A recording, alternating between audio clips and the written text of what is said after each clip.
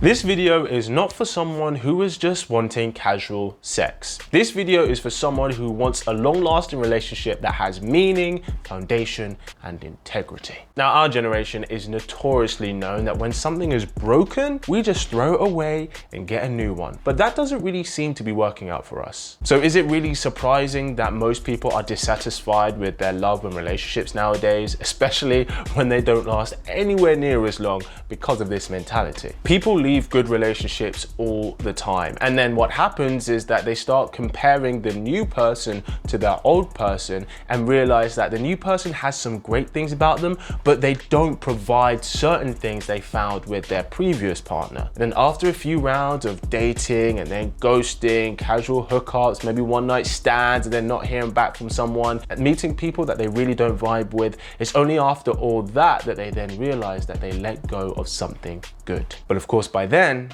it's too late. And then people end up being single and missing the security and the comfortability that they had with that person and start wondering whether they'll really find that again. Well, I want to stop that happening so that when you're in your next good relationship, you don't mistake it for being the wrong one. Hello and welcome to my channel. My name is Kit, your personal dating guru, and in today's video, I'm going to go through 4 really dumb, silly reasons people leave good relationships and then always end up regretting it several months down the line. And that all ends today. But before we get into that, you know I love always hearing from you. So come find me on Instagram, drop me a message and let me know honestly, have you ever left a relationship for any of these reasons? Okay, now let's get into the video. The first silly reason that people leave relationships is, I just don't feel the butterflies anymore. You're not going to feel the butterflies all the time when you have a long-lasting relationship. That's how it's meant to go. Of course, you felt them in the beginning because it was new, it was mysterious, there were things for you to discover about each other, but you didn't have a level of comfortability and security. Well, comfortability and security comes with losing that level of butterfly feeling that you'd have in the beginning, because now you are comfortable with each other. Now you have connected on deeper levels. This permanent butterfly notion comes from rom-coms and Disney movies, and that has not helped people because people see that in films and think, wow, I've been with my partner for 20 years and it's not like we were on day one. There must be something wrong with it. Butterflies come from not knowing someone, from wondering whether they're thinking about you when you're thinking about them, wondering whether they want you the same way that you want them. It's the distance that you have between you and the person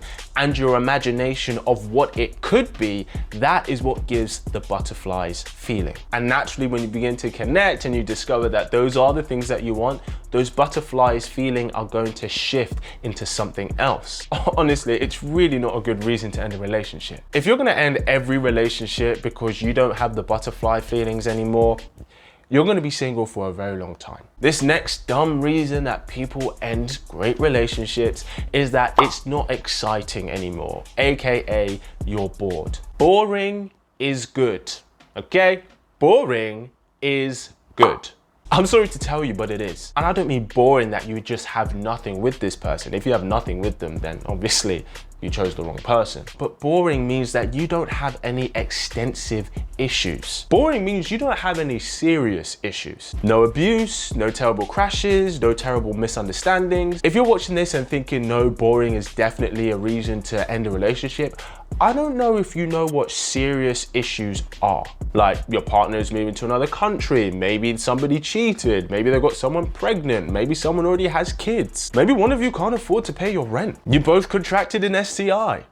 Don't know how you would have done that if it was just you two. These are extensive issues within relationships that can put a strain on a relationship that might lead to a breakup. But if you're just bored, being bored in a relationship, you can spice up your relationship. That is something that you can both change. Experiment doing some role play. Go a few days without talking to each other and then go on a date. Create some distance so that you can actually miss each other. Like Esther Perel says, fire needs space to breathe. But if your only qualm in your relationship is that you're very bored, then you are in a very good relationship. This next reason that really isn't relationship break worthy is that some of your friends don't like him.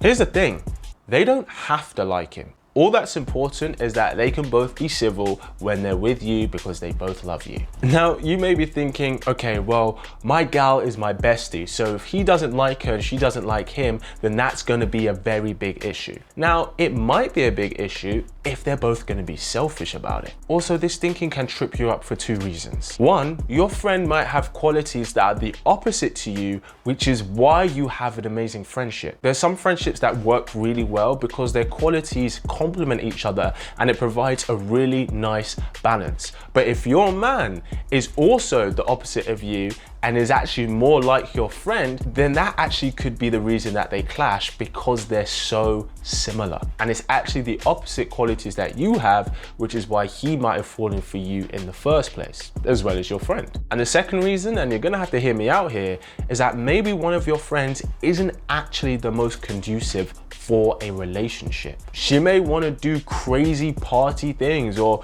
may actually want to do things that are quite reckless that maybe for you don't actually serve the relationship you're trying to build. I mean, we all have that friend who's like this, that when you're single and you just don't give a crap about life and just want to do the craziest thing, they are the person you go to. They sort that out. They are with you on that train. But when you do start making plans for the future and you want to have certain deadlines and you start making certain milestones, they might be the worst influence for you. And if you're looking at your friendship circle and you think, oh, you don't have a friend like that, then maybe it's you.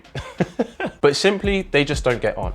And that's okay. As long as they can be polite and be civil around each other when they're around you, then that's what matters, because it shows that they're going to be putting an effort in for you. You know, putting you first over their ridiculous squabbles and emotions. This next actually heartbreaking reason that people just shouldn't break their relationship over is you compare it to other relationships. The first thing we have to understand is that other relationships in public is like social media. People only show you what they want you to see, and they're only going to show you the best stuff. I mean, have you ever not seen that thing where you'd see two people posting together online so much, like they're having the best time, they're in the best place, and then literally a few weeks later, you see some long post of one of the other person telling about how that person is the craziest person to be with, maybe they betrayed them and they've been having a terrible time. We can't take the surface level of other people's relationships as an accurate reflection of what's actually going on. So if we're comparing ours to theirs and we think that theirs is extravagant and ours seems lackluster, all you have to do is think, you know what? You'd be kidding yourself if you think that somebody who is over posting constantly about how amazing everything is, there is likely to be compensation for something else that might be going on. Because the happiest people are the quietest people. The happiest people don't need to showcase it. There's nothing wrong with celebrating your partner, celebrating your relationship every now and again, but if they're constantly trying to show that they're having the best time, I question whether there's something else going on. So all that said, how can you know for sure that you're in a good relationship and you're not going to break it up over something really silly and really trivial? Well, these are the questions to ask to know if you're in a great relationship. Do you have respect for each other? Do you have the same goals and intentions for your love life? Do you want to have sex or better sex with them? Do you listen to each other? If you can answer yes to at least 3 of these questions, then you are in a very good relationship, and it's most likely not worth leaving. Because listen, it's hard out here for a lot of single people, and I get that the grass can always look greener, but it's not as green as you think. Because the truth is, for a lot of people who are single, behind closed doors, they likely want what you have. So don't waste it. Gratitude is the attitude for happiness. If you're looking for a guy who sparks up your love life, make sure you subscribe to this wonderful tribe. And as always, keep it slick. Pow.